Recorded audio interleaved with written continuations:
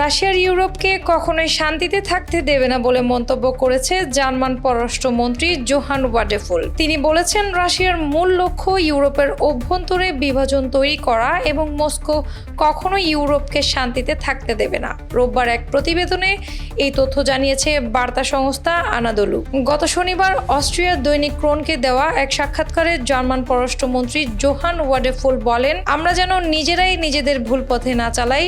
আমরা রাশিয়ার সঙ্গে সরাসরি যুদ্ধে নেই, কিন্তু তাই বলে রাশিয়া আমাদের শান্তিতে থাকতে দিচ্ছে না।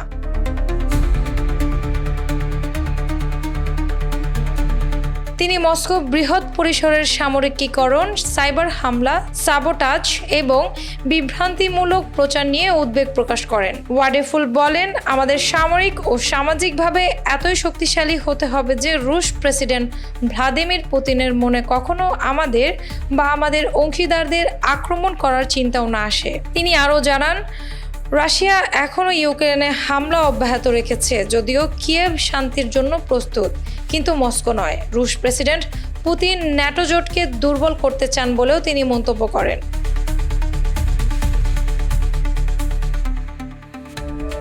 তার মতে, ন্যাটো এখন আগের যে কোনো সময়ের চেয়ে বেশি শক্তিশালী। গাজার পরিস্থিতি নিয়ে মন্তব্য করতে গিয়ে ওয়াডেফুল বলেন, ইসরায়েলের নিরাপত্তা নিশ্চিত করা জার্মানির দায়িত্ব, তবে একই সঙ্গে আন্তর্জাতিক আইন মেনে চলাও অপরিহার্য। এটি একই মুদ্রার দুটি দিক। জার্মানি ও অস্ট্রিয়ার পক্ষ থেকে গাজায় মানবিক সহায়তা বৃদ্ধির যে প্রচেষ্টা চলছে তা গুরুত্বপূর্ণ প্রভাব ফেলছে বলে উল্লেখ করেন তিনি।